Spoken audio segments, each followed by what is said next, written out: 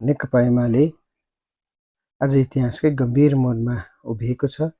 विशेष गरी फागुन 21 को निर्वाचनबाट ठूलो धक्का बेहोर्नु परेको कुरा जगजाहेर छ। वास्तवमा यत्रो विशाल पार्टी किन 25 सिटमा खुम्चिन पुग्यो, यत्र तत्र जिज्ञासा उत्पन्न भएको छ।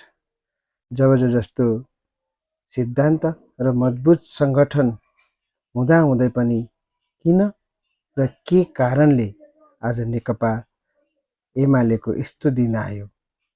मिहिन ढङ्गले समीक्षा गर्ने दिन आएन र?